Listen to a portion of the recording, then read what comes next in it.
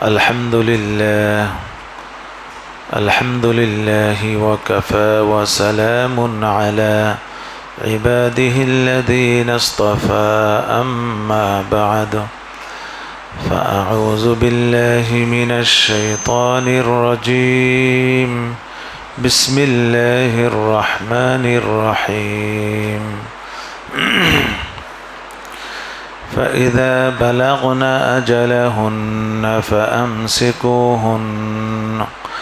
فأمسكوهن بمعروف أو فارقوهن بمعروف وأشهدوا ذوي عدل منكم وأقيموا الشهادة لله ذلكم يوعظ به من كان يؤمن بالله واليوم الآخر ومن يتق الله يجعل له مخرجا ويرزقه من حيث لا يحتسب ومن يتوكل على الله فهو حسبه إن الله بالغ أمره قد جعل الله لكل شيء قدرا صدق الله العظيم وصدق رسوله النبي الكريم ونحن على ذلك من الشاهدين والشاكرين والحمد لله رب العالمين اللهم صل على محمد وعلى آل محمد كما صليت على إبراهيم وعلى آل إبراهيم إنك حميد مجيد اللهم بارك على محمد وعلى آل محمد كما باركت على إبراهيم وعلى آل إبراهيم إنك حميد مجيد সম্মানিত মুআজ্জাজ মুহতারাম মহান রব্বুল আলামিনের দরবারে লাখ কোটি শুকরিয়া যে আল্লাহ তাআলা আমাদেরকে সম্মানিত মাস জিলহজ মাস এর একটি রজনীতে তার কালামে পাকের ব্যাখ্যা শোনার অর্থ শোনার মর্ম বোঝার সুযোগ দান করেছেন এই জন্য আল্লাহ তাআলার প্রতি অন্তরের গভীর থেকে আদায় করি আলহামদুলিল্লাহ। ভাইয়েরা আমার, গত সপ্তাহে আলোচনা ছিল তালাকের বিষয়ে। সূরা যেহেতু তালাকের খুঁটিনাটি কিছু আলোচনা করেছে। তালাকপ্রাপ্ত স্ত্রীরা যদি তালাকে রজি হয়, এক তালাক বা দুই তালাকে রজি দেওয়া আছে, তাহলে স্ত্রীরা ইদ্যত পালন করবে পর্দার ছাড়া। স্বামীর সাথে কোনো পর্দা করতে হবে না, তাদের কোনো পর্দা নেই। বরঞ্চ আরও কি করবে, তারা সাজসজ্জা গ্রহণ করবে, স্বামী যেন তার প্রতি আকৃষ্ট হয়, আবার যেন ফিরে নেয়। কিন্তু তালাক যদি বায়েন হয়, বায়েন তালাক দিয়েছে, এক তালাক হোক আর দুই তালাক হোক আর তিন তালাকে হোক না কেন, তখন স্ত্রী স্বামীর সাথে পর্দা করতে হবে, সামনে আসতে পারবে না, কিন্তু ইদ্যত পালন করবে স্বামীর বাড়িতেই। সেক্ষেত্রে মাঝখানে পর্দা দিয়ে একদিকে স্বামী থাকবে, আরেকদিকে তার তালাকপ্রাপ্তা স্ত্রী থাকবে, অথবা আলাদা ঘরে থাকবে। আর যদি ওই ঘরেই মাঝখানে পার্টিশন দিয়ে একদিকে স্বামী একদিকে স্ত্রী তালাকপ্রাপ্তা রাখলেও যদি গুনার আশঙ্কা হয়, তখন স্বামীকে বাড়ি থেকে বের করে দেবে, তুমি অন্য কোথাও চলে যাও, তাবলিগে চলে যাও। তিন চিল্লায় গেলে কী হয়ে গেল, স্ত্রীর কি আদায় হয়ে গেল, ইদ্যত পালন হয়ে গেল, সহজ হিসাব। এই জন্য পর্দা করতে হবে। বায়েন তালাকপ্রাপ্তা মহিলারা স্বামীর সাথে কোনোভাবে দেখা সাক্ষাৎ করতে পারবে না। এরপরে আল্লাহ তাআলা এবার বলতেছেন, ইদ্যত পালন করা অবস্থায় এবার আল্লাহ তাআলা বলতেছেন, ফাইদা বালাগনা আজালাহুন্না, যখন স্ত্রীদের ইদ্যুৎ শেষের অর্থাৎ ইদ্যুতের শেষ সীমা চলে আসবে, শেষের দিকে তৃতীয় হাইজ চলতেছে ধরুন, এইরকম অবস্থা, তো যদি শেষ সীমায় চলে আসে ইদ্যুতের, ফামসিকু হুন্না বিমারুফ, তখন স্বামীদেরকে আল্লাহ তাআলা অর্ডার দিচ্ছেন যে এগুলো হলো বিধান, আল্লাহ তাআলা বিধান করে দিচ্ছেন, এগুলো হলো হুকুম। ওই যে কোরআনে 500 আয়াত কিসের রয়েছে? হুকুমের, তার মধ্যে এগুলো কিন্তু হুকুম। তো বলে যদি ইদ্যুৎ এর শেষ সীমায় চলে যায় তখন তোমাদের দুইটি উপায়, অর্থাৎ যদি তালাকে রোজি প্রাপ্ত হয় তাহলে আল্লাহ তাআলা বলতেছেন দুইটি উপায়। ফামসিকু হুন্না বিমারুফ, এক নম্বর হলো হয়তো তাদেরকে খুব ভালোভাবেই গ্রহণ করো, অর্থাৎ তার সাথে খারাপ আচরণ না, খোঁটা দিয়ে নয়, বাস তুমিও তাকে রুজু করে নাও যে ঠিক আছে আমি তোমাকে স্ত্রী হিসেবে গ্রহণ করলাম। অথবা তার সাথে অতি হোক, অথবা যে শব্দ দিলে স্ত্রী হিসেবে গণ্য হয় সে এমন শব্দ যদি ব্যবহার করে তাহলে এইরকম ব্যবহার করে সুসম্মানে তাকে গ্রহণ করো। আও ফারিকুহুন্না বিমারুফ, আর যদি মনে হয় যে না এই স্ত্রী দিয়ে সংসার চলবে না, তো এক তালাকে রোজি দেওয়া হয়েছে বা 2 তালাকে রোজি চলতেছে ইদ্যুৎ শেষ পর্যায়ে, তো এই স্ত্রী দিয়ে সংসার হবে না, তখন আল্লাহ তাআলা বলেন আও ফারিকুহুন্না বিমারুফ, অথবা ইদ্যুৎ শেষ হলে তাকে খুব ভালোভাবে তাকে বিচ্ছেদ করে দাও, তার সাথে খারাপ ব্যবহার করে দূর করে খেদাই দিও না, দূর সেই বলে খেদাই দেওয়া যাবে না, তাকে ইজ্জতের সাথে সম্মানের সাথে, সে তো কারো না কারো মেয়ে, সে তো কারো না কারো সন্তান, তারও তো ইজ্জত রয়েছে, সে হয়তো কোনো ভুল করেছে বা যে কোনো একটা ভুল তার থেকে হয়েছে, তারও তো সম্মান আছে, বিদায় সম্মানের সাথে ভালোভাবে তাকে বিদায় দাও। তো ভালোভাবে বিদায় দেওয়ার মুফাসসিরিনে বলেছেন তার সাথে রাব ব্যবহার না করা, বের হওয়া তাড়াতাড়ি বাসা থেকে কি খেদায় না দেওয়া, বরঞ্চ সম্মান রক্ষার জন্য হাদিসে আসছে তাকে মুতা দেওয়া।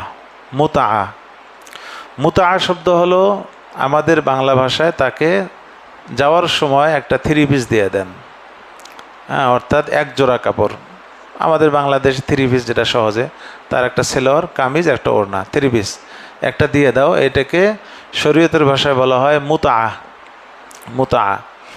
এই মুতাটা দিয়ে তাকে সান্ত্বনা উপহার একটা দিয়ে তাকে কি বিদায় দিয়ে দাও, এটা হলো আও ফারিকুহুন্না বিমারুফ, অর্থাৎ ভালোভাবে তাকে বিদায় দিয়ে দাও। ভালোভাবে এটাও একটা তরিকা।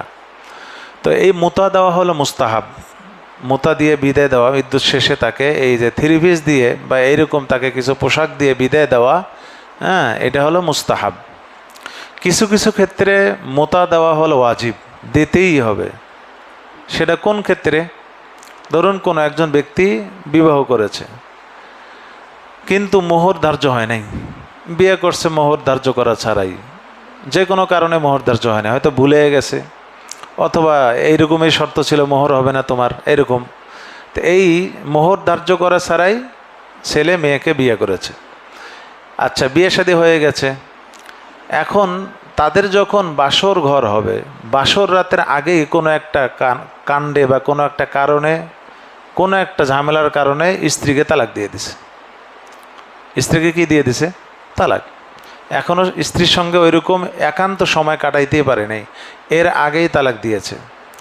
এই অবস্থায় ওই স্ত্রী কোনো মোহর পাবে না, ওই স্ত্রী কোনো 1 পয়সাও পাবে না, তবে তাকে মুতা দেওয়া হলো ওয়াজিব, ওই যে সান্ত্বনা উপহার দেওয়া ওয়াজিব, তাকে দিতেই হবে। মাসলাকে বুঝতে পেরেছি? এটা হলো ওয়াজিবের একটা সুরত। আর একটা পদ্ধতি হলো মুতা দেওয়া মুস্তাহাবও নয়, তাকে মুতা দেওয়ার কোনো প্রয়োজন নেই, মুস্তাহাব পর্যায়েও নয়। সেটা হলো কোনো একজন মহিলাকে, কোনো একজন মেয়েকে কেউ বিবাহ করেছে, মোহর ধার্য করেছে, ধরুন 1 লাখ টাকা বা ধরুন 5 লাখ টাকা মোহর ধার্য। এখন তো 5 লাখের নিচে চিন্তাই করা যায় না মোহর, হ্যাঁ, মানে এমন একটা অবস্থা মোহরের। যাই হোক, যেটাই হোক, সাধ্য অনুযায়ী মোহর ধার্য করবে।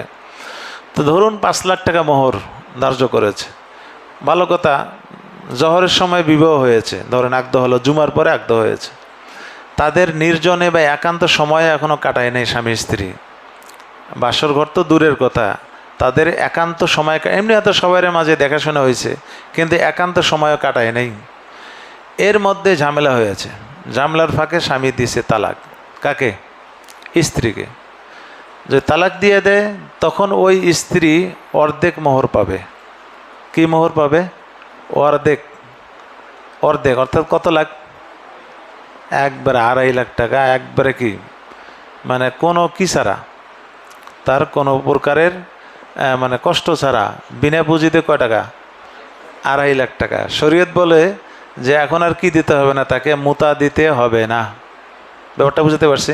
কারণ সে তো পেয়ে গেল 2.5 লাখ টাকা ফাও ফাও, এখন আর মোহর, এখন আর মুতা, যেটা ওই যে 3 পিস সান্ত্বনা উপহার দেওয়ার দরকার নেই। কেন সান্ত্বনা উপহারের চেয়েও বেশি কিছু পেয়ে গেছে। কয় লাখ টাকা? 2.5 লাখ টাকা। মানে একটা উদাহরণ দিলাম আর কি, 2.5 লাখ, বেশিও হতে পারে। যারা 10 লাখ করে তারা কয় লাখ পাবে? আবার যারা 1 লাখ করবে 50,000 পাবে। যাই হোক, এইভাবে বললাম মাসলা। আর বাকি যত তালাকপ্রাপ্তা মহিলা আছে, স্বামীর কাছ থেকে ওই উপহার পাওয়া, সান্ত্বনা উপহার, এই যে 3 পিস পাওয়া হলো মুস্তাহাব, স্বামীর জন্য দেওয়া হলো মুস্তাহাব। তাকে আফারিকুহুন্না বিমারুফ, অর্থাৎ তাকে ভালোভাবে ইজ্জতের সাথে সম্মানের সাথে বিদায় দাও। এটা একটা পদ্ধতি যে তাকে 3 পিস দেওয়া, একটা যাওয়ার সময় কিছু উপহার উপঢৌকন দিয়ে দেওয়া। তো আল্লাহ তাআলা বলতেছেন যদি মিল মিলাপ না হয় তাহলে তুমি তাকে খুব ভালোভাবে তাকে সম্মানের সাথে তাকে তুমি বিচ্ছেদ করে দাও, বিচ্ছিন্ন করে দাও, তার থেকে পৃথক হয়ে যাও, পৃথক করে দাও তাকে। ওয়াশহিদু যাওয়াই আদলিম মিনকুম, আল্লাহ তাআলা বলেন যে পরে যেন আবার গ্যাঞ্জাম না হয়, এই জন্য যদি তুমি তাকে রজাত করো, রজাতপ্রাপ্ত স্ত্রী, তুমি তাকে রজাত করতে চাচ্ছ, তখনও সাক্ষী রাখবা। পরে যেন বউ বলতে না পারে না তুমি রজাত করো নাই, পরে একটা পেছে পড়ে যেতে পারো। অথবা যখন তালাক দিবা তখনও কি রাখবা? সাক্ষী রাখবা। সাক্ষী রেখে এই কাজগুলো করবা। স্ত্রীকেও বলা হচ্ছে যে তোমাকে যখন রজাত করবে তুমি সাক্ষী রাখবে যে আমার স্বামী রজাত করেছে, পরে যেন স্বামী বলতে না পারে আমি কি করিনি, রজাত করিনি। হ্যাঁ, আবার তালাক দিছে স্বামী, পরে যেন আবার কি করতে না পারে, এটা গোপন করতে না পারে যে না আমি তালাক দেইনি।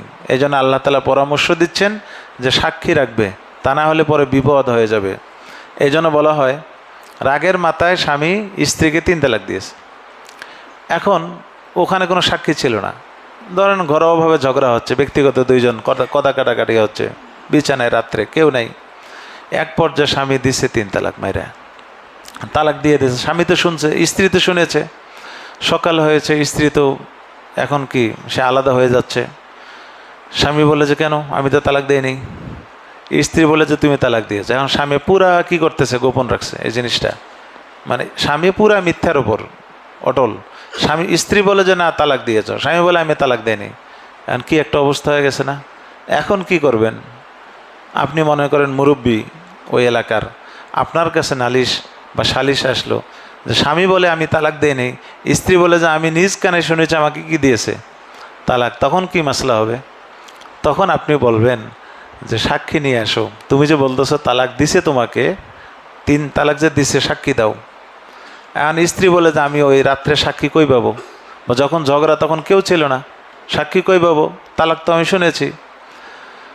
তখন ফতুয়া হবে তালাক হয় নাই, কি হয় নাই, তালাক হবে না। স্বামী যেহেতু বলতেছে না তাহলে তালাক হয় নাই। কিন্তু মহিলাকে, ওই স্ত্রীকে পরামর্শ দেওয়া হবে শরীয়তের পক্ষ থেকে যে আপনি যদি তালাক শুনে থাকেন তাহলে যে কোনোভাবে স্বামীর থেকে পৃথক থাকবেন, আপনার সাথে যেন স্বামীর কোনোভাবে অতি না হয়, সহবাস যেন না হয়, মিলন যেন না হয়। আর যদি জোরপূর্বক মিলন ঘটায় স্বামী, এটার জন্য দায়ী কে? স্বামী গুনাহগার হবে। তারপরেও শরীয়তের পক্ষ থেকে ওই স্ত্রীকে বলা হয় যে খোলা তালাকের মাধ্যমে হলেও স্বামী থেকে পৃথক হয়ে যাও। খোলা তালাক অর্থ স্বামীকে বলা যে আমি তোমাকে মোহর মাফ করে দিচ্ছি বা মোহর পরিমাণ টাকা তোমাকে দিয়ে দিচ্ছি, তাও তুমি আমাকে কি দিয়ে দাও, তালাক দিয়ে দাও। আমি তোমার সংসারে থেকে গোনা কামাই করতে চাই না। যে কোনোভাবে স্ত্রী স্বামী থেকে পৃথক হয়ে যাবে। এটা হলো স্ত্রীকে, মহিলাকে পরামর্শ দেওয়া হবে। আর ফতুয়া হবে তাদের স্বামী স্ত্রীর সম্পর্ক কি আছে এখনও বহাল, কিন্তু ফিমা বাইনাহু ওয়া বাইনাল্লাহ, আল্লাহর মাঝে আর তাদের মাঝে কিন্তু পুরা জেনা আর গুনাহ হচ্ছে। কিসের গুনাহ হচ্ছে? এই জন্য স্ত্রীকে পৃথক হতে বলা হচ্ছে। তা এই যে দেখুন, এখানে যদি সাক্ষী দিতে পারতো ওই মহিলা, যাহা আমার সাক্ষী আছে, তাহলে কিন্তু একেবারে ফতুয়া আসতো, তালাক হয়ে গেছে। স্বামী যতই বলুক আমি দেইনি, সাক্ষী যেহেতু আছে বেদে কি হয়ে যাবে, সাক্ষীর কারণে তালাকটা হয়ে যাচ্ছে। এই জন্য আল্লাহ তাআলা পরামর্শ দিচ্ছেন যে ওয়া শাহিদু যাওয়াই আদলিম মিনকুম, তোমাদের মধ্যে নির্ভরযোগ্য 2 জন ব্যক্তিকে সাক্ষী বানাইবা। ওয়াকিমুশ শাহাদাতা লিল্লাহ, আর হে সাক্ষীরা তোমরা যারা সাক্ষী দিবা তারা আল্লাহর হস্তে সাক্ষী দিবা, কোনোভাবেই কারো ঘুষ খাইবা না, কোনো ঘুষের মাধ্যমে টাকার মাধ্যমে কোনোভাবেই যেন সাক্ষীটা যেন অপব্যবহার না হয়ে যায়। আল্লাহর হস্তে তোমরা সাক্ষী দেবা, মিথ্যা সাক্ষী দিবে না। যালিকুম ইউআযু বিহি মান কানা ইউমিনু বিল্লাহি ওয়াল ইয়াউমিল আখির। আল্লাহ তাআলা বলেন যালিকুম ইউআযু বিহি, যে আমি যে এই যে হুকুমটা শুনে এলাম এইটা তো সবার জন্য নয়, এইটা হলো তাদের জন্যই যারা আল্লাহ এবং আল্লাহ রাসূলের উপর ঈমান নিয়েছে, শুধু তাদের জন্য। তার মানে এখানে আল্লাহ তাআলা আমাদের মুমিনদেরকে একটু বেশি গুরুত্ব দিচ্ছেন। বেশি বলতে আমাদের মুমিনদেরকে আল্লাহ তাআলা একটু বেশি মিনিং করতেছেন এই জন্য যে তোমরা যদি ঈমানদার হয়ে থাকো, ঈমানের দাবিদার হয়ে থাকো, তাহলে অবশ্যই এইগুলো তোমার মানতেই হবে। আর যারা এগুলো মানবা না তারা ঈমানদারের দাবিদার রাখতে পারো না, ঈমানদার হতে পারো না। এটাই আল্লাহ তাআলা ইঙ্গিত করতেছেন যে এই উপদেশগুলো, এই হুকুমগুলো হলো তাদের জন্য যে মান কানা ইউমিনু বিল্লাহি ওয়াল ইয়াউমিল আখির, যারা আল্লাহর ওপর এবং কিয়ামতের দিনের উপর বিশ্বাস করে তাদের জন্য হলো এই বিধান, এই উপদেশ। ওয়া মান ইয়াত্তাকিল্লাহা ইয়াজআল লাহু মাখরাজা।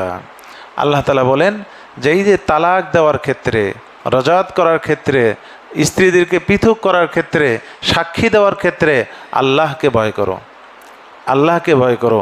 এইটা বলতেছে যে ওয়া ইয়াত্তাকিল্লাহা, যে আল্লাহকে ভয় করবে, ইয়াজআল লাহু মাখরাজা, আল্লাহ তাআলা তার জন্য একটি রাস্তা বের করে দেবেন।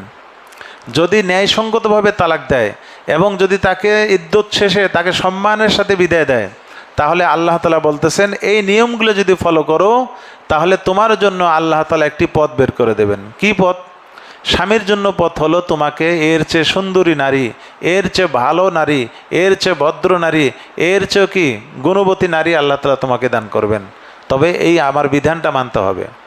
আর মহিলাদেরকে বলতেছেন তুমি অস্থির হয়েও না, তুমি যদি এই বিধানগুলো মেনে চলো, তোমার স্বামী যেভাবে তোমাকে রাখতেছে, তোমার তার স্বামীর বাড়িতে থাকো, ইদ্যত পালন করো, তুমি চলে যাও তোমার বাবার বাড়িতে, তোমার জন্য একটি এর চেয়েও সুন্দর, এর চেয়ে ভালো একজন স্বামী আল্লাহ তাআলা তোমাকে মিলিয়ে দেবেন। তো এই যে ভালো স্বামী মিলানোর অধিকার, ভালো স্বামী মিলানোর মালিককে আল্লাহ তাআলা, ভালো স্ত্রী মিলানোর মালিককে আল্লাহ তাআলা। এটাই আল্লাহ তাআলা বলতেছেন যে আমার বিধানগুলো যদি মেনে চলো তাহলে তার মধ্যে বোঝা গেল তাকওয়া আছে, আর তাকওয়া যদি থাকে তাহলে তার জন্য আল্লাহ তাআলা ভালো নারী, ভালো স্বামী অবশ্যই কী করে দেবেন, ব্যবস্থা করে দেবেন। এটাই আল্লাহ তাআলা বলতেছেন। ওয়ারযুকুহু, এবং ওই মহিলাকে বলতেছেন যে তুমি হয়তো অনেক পেরেশানিতে আছো, ইদ্যত চলা অবস্থায় একটা পেরেশানি মহিলাদের, স্বামীদের, ছেলেদের চেয়ে মেয়েদের পেরেশানি বেশি, যে আমার পরবর্তী জীবন কেমনে চলবে, আমি কোথায় থাকবো, কে আমাকে খাওয়াবে, কে আমাকে ভরণ পোষণের ব্যবস্থা করবে। আল্লাহ তাআলা বলেন ওয়ারযুকুহু, যে আল্লাহর এই বিধানগুলো মেনে, যে আল্লাহকে ভয় করে চলবে, এই তালাকের এই বিধানগুলো মেনে চলবে যে মহিলারা, তাকে আল্লাহ তাআলা রিজিক দান করবেন মিন হাইসু লা ইয়াহতাসিব, এমন জায়গা থেকে যেটা সে কল্পনাও করতে পারে নাই। এতদিন হয়তো সে 3 বেলা খেয়ে বেঁচেছিল, এমন এক স্বামী আল্লাহ তাআলা তার কপালে জুটাবে যে সে সারাদিন শুধু খাবে আর খাবে, খাওয়ার কি থাকবে না, অভাবই থাকবে না, যখন মনে হচ্ছে তখনই খাবে, হ্যাঁ, কোনো কিছু অভাব থাকবে না। তা আল্লাহ তাআলা বলেন যে এইরকম যদি আল্লাহ তাআলার উপর ভয় থাকে, আল্লাহকে ভয় করে চলে, আল্লাহর বিধান মেনে চলে, তাহলে ওই নারীর ভবিষ্যৎ কি হবে, তাকে কে খাওয়াবে, তার ভরণ পোষণ কে দিবে, আল্লাহ বলে যে এই টেনশন তুমি করো না, আল্লাহ তাআলাই তোমাকে খাওয়াবে, আল্লাহ তাআলাই পড়াবে, এর চেয়ে আরও ভালো জায়গা থেকে তোমার ভরণ পোষণের কী হবে, ব্যবস্থা হয়ে যাবে।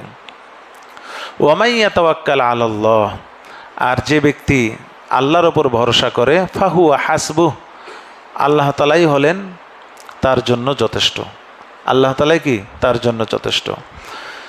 আল্লাহর ওপর ভরসা করা, নবীজি সাল্লাল্লাহু আলাইহি ওয়াসাল্লাম বলেছেন যে আমার উম্মতেরা যদি আল্লাহর ওপর যথাযথ ভরসা করত, তাহলে পাখিরা যেরকম সকালবেলায় খালি পেটে বের হয়ে যায়, বিকালবেলায় ভরা পেটে ফিরে আসে, আমার উম্মতও এরকম রিজিক পাইতো। কিন্তু দুর্ভাগ্যক্রমে উম্মতের মধ্যে এইগুলো কি যথাযথ পাওয়া যায় না। এই জন্য আল্লাহর ওপর ভরসাটা হতে হবে যথাযথ। ভরসার অর্থ এই নয় যে আমি কি দরজা লাগিয়ে দিয়ে বসে থাকবো আর কি খানা আমার এখানে কি চলে আসতেই থাকবে, মান্না সালোয়া, এটা কি, এইটা অর্থ এইটা নয়।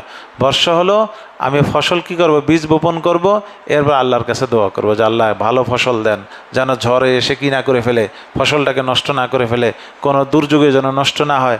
এবার আল্লাহর কাছে সাহায্য চাওয়া, তাহলে এখান থেকে কি আসবে, বারাকাত আসতে থাকবে। এবার আসুন, নবীজি সাল্লাল্লাহু আলাইহি ওয়াসাল্লাম বলেছেন কিয়ামতের দিনে আমার উম্মতের 70,000 উম্মত বিনা হিসাবে কোথায় যাবে, জান্নাতে যাবেন। 70,000 উম্মত বিনা হিসাবে জান্নাতে যাবেন। তাদের মধ্যে একটি গুণ থাকবে এটাও যে তারা আল্লাহর ওপর কী করেছিল, ভরসা করেছিল। তাদের মধ্যে এটাও একটা গুণ যে তারা কি করেছিলেন, আল্লাহর ওপর ভরসা করেছেন। এই জন্য আল্লাহ তাআলা ভরসার কথা বেশি বলেছেন। আজকে এশার নামাজে তেলাওয়াতে কি বলা হয়েছে, ওয়াতাওয়াক্কাল আলাল্লাহ, আল্লাহর উপর কি, ওয়াতাওয়াক্কাল আলাল আজিজুর রহিম। আজকে তেলাওয়াতের শুরুতে ছিল আল্লাহর উপর ভরসা। আল্লাহই নির্দেশ দিচ্ছেন যে তুমি আল্লাহর ওপর কি করো, ভরসা করো। তো এইটাই আল্লাহ তাআলা বলতেছেন যে আল্লাহর ওপর ভরসা করে আল্লাহ তাআলাই তার জন্য যথেষ্ট হয়। তার ভবিষ্যৎ নিয়ে চিন্তা করতে হয় না, ভবিষ্যতে তার ভালো স্বামী মিলাবে, ভবিষ্যতে তার ভালো স্ত্রী মিলাবে, সব কিছুর মালিক আল্লাহ তাআলা। ইন্নাল্লাহা বালিগু আমরি, নিশ্চয় আল্লাহ তাআলা তিনি পূর্ণকারী তার কাজকে, তার কর্মকাজ যেটা আল্লাহ করতে চান সেটা তিনি করেই দেখান। শুধু কোন বললে কি হয়ে যায়, যেটা তিনি করতে চান এখানে কেউ বাধা দানকারী নেই, সেটা করেই দিবেন। আল্লাহ যেহেতু বলেছেন তুমি আল্লাহকে ভয় করো, আল্লাহর বিধানগুলো মানো, তাহলে ইয়াজা আল্লাহু মাখরাজা, তোমার একটা ভালো, তোমার শ্রেষ্ঠ বউ তোমাকে মিলাবে, শ্রেষ্ঠ স্বামী তোমাকে মিলাবে। যেহেতু আল্লাহ তাআলা বলেছেন বিধায় আল্লাহ এটা করে ছাড়বেন। তুমি যদি এই বিধানগুলো মানো তোমাকে আল্লাহ তাআলা এমনটা করেই দেবেন, এমন একজন ভালো স্ত্রী তোমাকে দিয়েই দেবেন, এমন ভালো একজন স্বামী তোমাকে দিয়েই দেবেন। কদ জাআলাল্লাহু লিকুল্লি শাইইন কদরা, যে নিশ্চয় আল্লাহ তাআলা প্রত্যেক জিনিসের একটি সময় সীমারেখা ধার্য করেছেন। যে তোমার হয়তো বিবাহ হতে দেরি হচ্ছে, তো কিন্তু আল্লাহর ওখানে তো লেখা আছে তোমার বিবাহ কবে হবে। আল্লাহর জানা আছে যে তোমার বিবাহ 1 বছরের মধ্যে করা যাবে না, এটা আল্লাহর কি তাকদিরে তোমার লেখা আছে, ধার্য করা আছে। 1 বছরের মধ্যে বিবাহ হলে অনেক সমস্যা হতে পারে। হ্যাঁ, এখন মহিলা কি টেনশন, কেন বিবাহ হচ্ছে না এখনও। হ্যাঁ, অনেকের মেয়েদের বিবাহ হচ্ছে না, পেরেশান। আল্লাহ তাআলা বলেন যে না, পেরেশান হওয়ার কোনো কারণ নেই, আল্লাহর উপর ভরসা রাখো।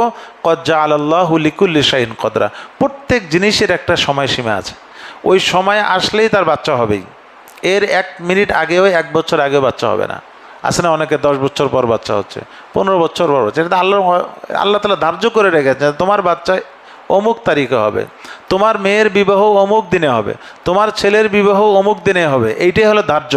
আল্লাহ তাআলা প্রত্যেকটা জিনিসের একটা সময়সীমা কি বেঁধে দিয়েছেন, ধার্য করে দিয়েছেন। এরপরে আল্লাহ তাআলা বলেন ওয়াল্লাহি ইয়াইসনা মিনাল মাহিস, আর ওই সকল স্ত্রীরা, ওই সকল মহিলারা যারা হতাশ হয়েছে, যারা অর্থাৎ ইয়াইসনা অর্থাৎ তারা আশাহীন, হতাশ হয়েছে, মিনাল মাহিজ হাইজ হওয়া থেকে।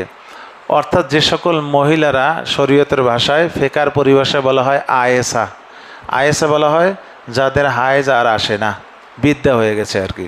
হাইজ আসার ব্যাপারে তারা আশা হতো, হাইজ আর আসে না। সাধারণত এটা 50 বছরের পরে হয়ে থাকে। 50 বছর আগ পর্যন্ত কি আসে, হাইজ হয়, মাসিক আসে। এরপরে তাদের আর কি আসে না, মাসিক আসে না। এখন 60 বছর বয়স, 65 বছর বয়স একজন মহিলাকে তার স্বামী কি দিয়ে দিল, তালাক দিয়ে দিল, ধরুন কোনো এক কারণে তালাক হয়ে গেল। এখন তার ইদ্যুৎ তো হাইজ দিয়ে কি করা হয়, পালন করা হয়। এখন তার হাইজের ব্যাপারে সে কি আশাহীন, অর্থাৎ তার কি আশা হতো, তার আশা নেই, হাইজ আসবে না, সে আয়েসা।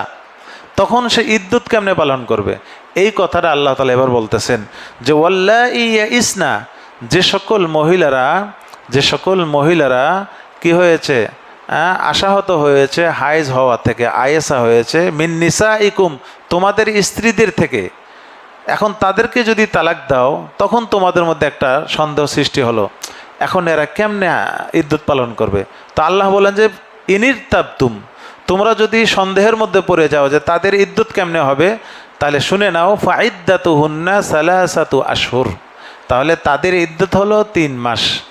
হাইজের আর কোনো হিসাব নেই। তখন 3 মাসে কি করবে তারা, হাইজ আদায় করবে। 3 মাস বলতে ইংরেজি মাস না, কি মাসে, চন্দ্র মাসের 3 মাস তাদের গেলেই বাস তাদের ইদ্যুৎ পূরণ হয়ে গেল। এরপরে বলতেছেন ওয়াল্লাহি লাম ইয়াহিজনা, আর ওই সকল মেয়ে যাদের এখনও হাইজেই আসে নেই, ধরুন 10 বছর বয়সে বাবা মা বিয়ে দিয়েছে, হ্যাঁ, বিয়ে দেওয়ার পরে তালাক দিয়েছে, তাকে হাইজ এখনও আসেই নেই, ওই হাইজ আসার এখনও বয়সে আসে নেই, তখন যদি তালাক প্রাপ্ত হয় তখনও তার মাসলা কি 3 মাস, তখন তার মাসলা কি 3 মাস গেলেই তার ইদ্যুৎ পূরণ হবে। এটা আল্লাহ তাআলা বলতেছেন ওয়াল্লাহি লাম ইয়াহিজনা, আর যে সকল মেয়েদের এখনও হাইজ আসে নেই তারাও 3 মাসের মাধ্যমে, অর্থাৎ 3 মাস পূরণ করলেই তাদের হাইজ, তাদের ইদ্যুৎ পূরণ হয়ে যাবে। ওয়া উলাতুল আহমালি আজালহুন্না, আর গর্ভবতী মহিলারা, পেটে তার বাচ্চা, অর্থাৎ গর্ভবতী মহিলাকে তার স্বামী তালাক দিয়েছে, এখন সেই ইদ্যুৎ কেমনে পালন করবেন? এটা আল্লাহ তাআলা বলতেছেন যে গর্ভবতী নারীরা তারা যদি তালাকপ্রাপ্ত হয় আজালহুন্না, তাহলে তাদের ইদ্যুৎ হলো আইয়াজানা হামলাহুন্না, তাদের কী হওয়া পর্যন্ত, গর্ভপ্রসব হওয়া পর্যন্ত, বাচ্চা প্রসব হওয়া পর্যন্ত তাদের ইদ্যুৎ। আজকে তালাক দিয়েছে, আগামীকালেই বাচ্চা হয়েছে, বাস কী হয়ে গেছে, সে এখন সে ইদ্যুৎ তার শেষ, এখন সে অন্যত্রে বিয়ে বসতে পারবে, কোনো অসুবিধা নেই। হ্যাঁ, সকালে তালাক দিয়েছে, বিকেলে বাচ্চা হয়েছে, ইদ্যুৎ শেষ, ইদ্যুৎ শেষ। আবার উল্টাটা যদি হয়, তালাক দিয়েছে আজ থেকে কয় মাস আগে, 10 মাস, 10 মাস হয়ে গেছে, বাচ্চা এখনো হয়নি, 11 মাস নাই বাচ্চা, 12 মাস পরে বাচ্চা হয়েছে, তো মানে 12 মাস পর তোমার ইদ্যুৎ পালন হবে। হ্যাঁ, 12 মাসকে বাচ্চা পেটে থাকে নাকি? থাকে না? থাকে। সর্বনিম্ন হলো 6 মাস, 6 মাস, আর সর্বোচ্চ হলো কত, 2 বছর। কয় বছর? 2 বছর পর্যন্ত মায়ের গর্ভে বাচ্চা থাকতে পারে। কয় বছর পর্যন্ত? 2 বছর পর্যন্ত। এখান থেকে অনেক মাসলা বের হয়। একজন ছেলে কোনো মেয়েকে বিয়ে করেছে, বিয়ে করার 6 মাসের আগে বাচ্চা হয়েছে, বলে যে ওই বাচ্চা ওই ছেলের না, এটা জারজ সন্তান হবে। কেন? কমপক্ষে 6 মাস তার গর্ভে বাচ্চা থাকে, এর নিচে কোনোদিন বাচ্চা থাকে না। তাহলে বিবাহর 6 মাস আগে বাচ্চা হয়েছে, তাহলে বোঝা গেল ওই ছেলের বীর্য থেকে হয়নি, ওই বাচ্চা হয়েছে কি তার আগে কারো বীর্য থেকে। এই জন্য ওই বাচ্চার নসব ওই তার স্বামীর থেকে কি হবে না, সাব্যস্ত হবে না। মাসলা কি বুঝছেন এবার? 6 মাসের মাসলা যে বললাম, 2 বছর বিবাহ করার 2 বছরের ভিতরে বাচ্চা হয়েছে। হ্যাঁ, বিবাহ করার 2 বছরের ভিতরে, অর্থাৎ 12 মাস 15 মাস পর বাচ্চা হয়েছে, এই বাচ্চাটা কার?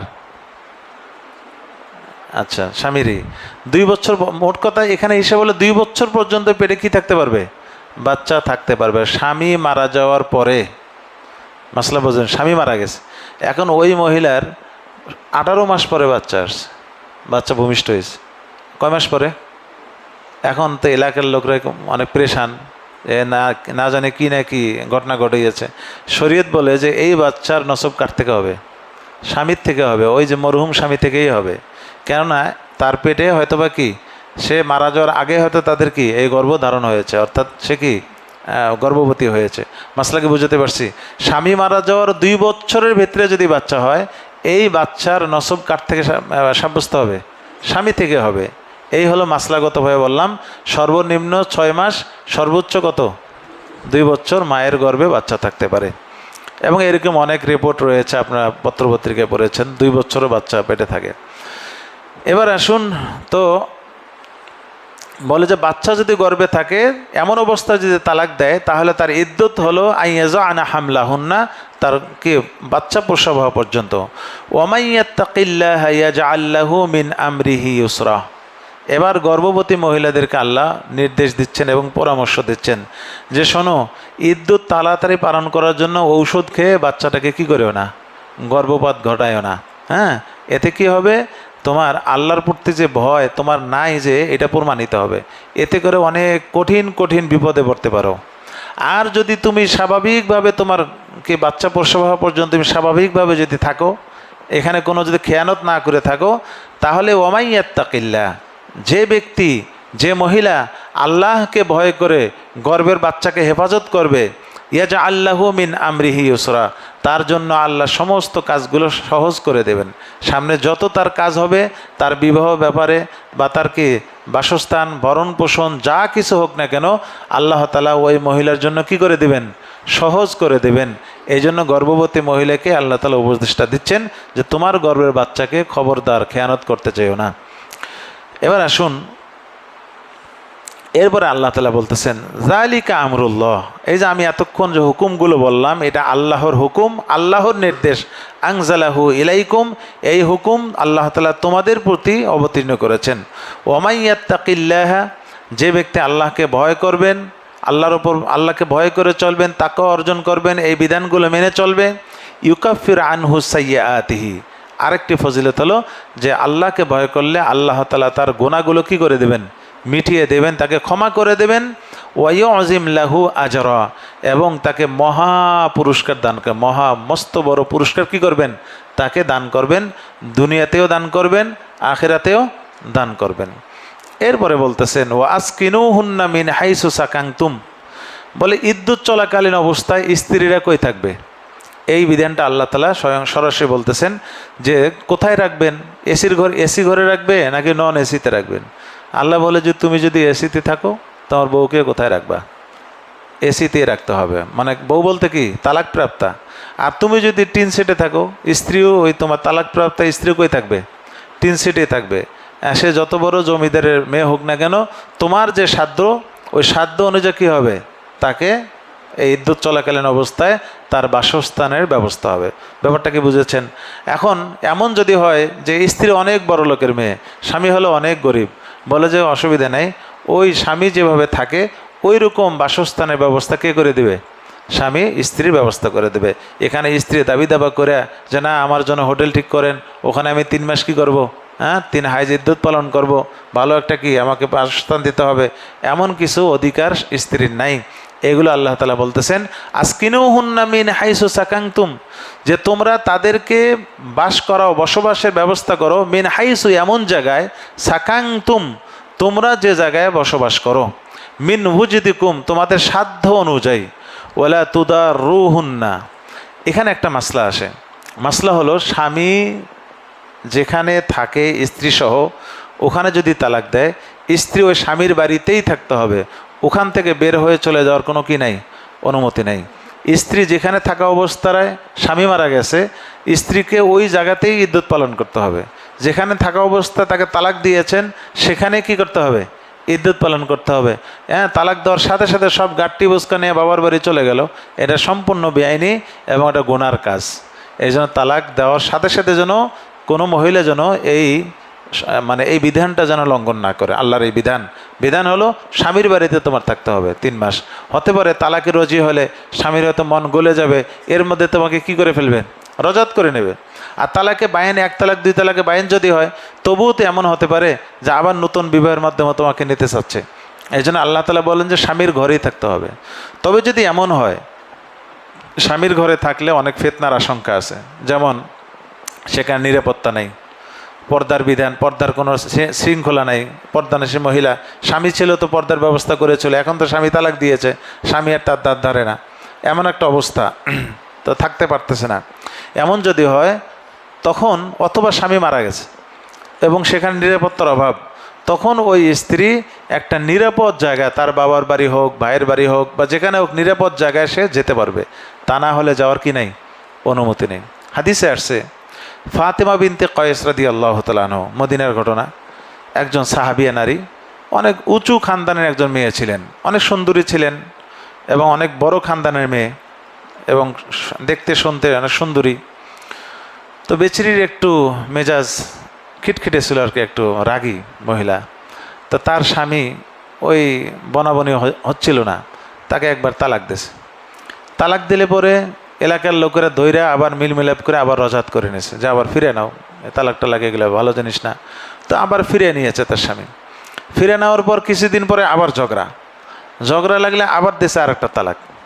জানাজানি এলাকার লোক তাড়াতাড়ি আইসা সবাই ধরে আবার কি দিয়ে দিছে, বিবাহ দিয়ে দিছে। এখন এই স্বামীতে পেরেশানিতে পড়ছে যে কী ব্যাপার, যখনই ধরি তখন বিয়ে, তালাক দিলে কি দিয়ে দেয়, বিয়ে পড়ায় দেয়। এখন ইনি চিন্তা করলেন যে আর একবার যদি তালাক দেই, এবার তো আর বিয়ে পড়ানোর সিস্টেম নেই, এবার তো গণদলাই দেবে আমারে। এই ভয়ে বেচারা কী করছে, তার চাচাতো ভাইয়ের কাছে 5 মণ অর্থাৎ 6 মণ জব এবং 6 মণ গম তার কাছে জমা দিয়ে বলছে যে আমি এক সফরে যাচ্ছি, আমি একটা চিঠি লিখে পাঠাবো, চিঠিতে যেভাবে লেখা থাকবে ওই লেখা অনুযায়ী কী করবা, তুমি কাজগুলো করবা। তা ভাই আর কিছু বোঝে না, বলে ঠিক আছে যাও। তো উনি সফরে চলে গেছে, গিয়ে অর্থাৎ ওই বউর সাথে ঝগড়া হয়েছে, কিন্তু তালাক আর দেয়নি। ফাতেমা বিনতে কয়েসকে আর তালাক দেয়নি। তালাক দিলে যে বললাম সমস্যা আছে। উনি সফরে গিয়ে একটা চিঠি লেখছে যে আমার স্ত্রী ফাতেমা বিনতে কয়েসকে আমি তৃতীয় তালাক দিলাম। তো তালাক দিলে তো ইদ্যুৎ পালন করতে হবে, তার ভরণ পোষণ। তাই ভরণ পোষণের জন্য যে তোমাকে গম দিয়ে আসছি আর জব দিয়ে আসছি, 6 মণ কত মণ, 12 মণ, এগুলো ওকে দিয়ে দিও। এটা হলো তার ভরণ পোষণের কি, আমি এটা বন্দোবস্ত করে গেছি। তো বাস চিঠি আসছে চাচাতো ভাইয়ের কাছে, উনি গিয়ে ফাতেমা বিনতে কয়েসকে গিয়ে বলছেন যে আপনাকে তালাক দিয়েছে আপনার স্বামী, এই যে চিঠি, 3 তালাক পড়ে গেছে, বিদায় আপনার ভরণ পোষণে গম আপনি কি গ্রহণ করুন। উনি বলে যে না, আমি এটা গ্রহণ করব না, নবীজির কাছে চলেন, নালিশ ওখানে হবে। তা নবীজির কাছে গেছেন, গম জব সব নিয়ে। নবীজি বলেছেন যে সদাকা, অর্থাৎ সে লিখিত চিঠি দিয়ে তালাক দিয়েছে, সে ঠিকই করেছে। আর মোহর যে তোমার যে ভরণ পোষণের যে খরচটা দিয়েছে, এটাও সে ঠিকই করেছে। বিদায় তুমি এখন ইদ্যত পালন করো। কিন্তু তোমার স্বামীর বাড়িতে তোমার থাকার পরিবেশ নাই, তোমার শাশুড়ি ননদরা হয়তো বা অন্য চোখে তোমাকে দেখবে, বা একটা তোমার নিরাপত্তার অভাব।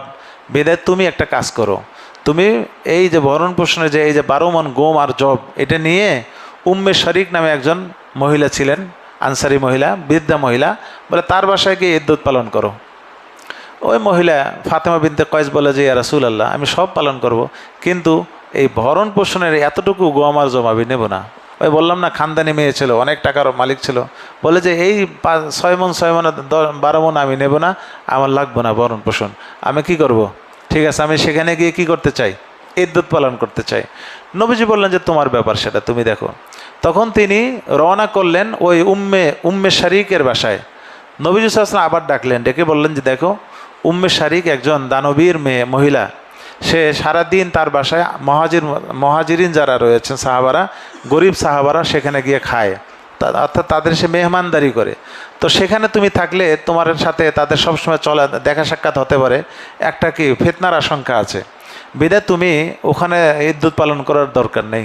তুমি আব্দুল্লাহ ইবনে উম্মে মাকতুম, অন্ধ এক সাহাবী ছিলেন, মদিনার মুয়াজ্জিন ছিলেন, হ্যাঁ, যিনি কি দিতেন, একসময় তাহাজ্জুদের আজান দিতেন, সাহারির সময় আজান দিতেন, পরবর্তীতে তিনি কিসের আজান দিতেন, ফজরের আজান দিতেন।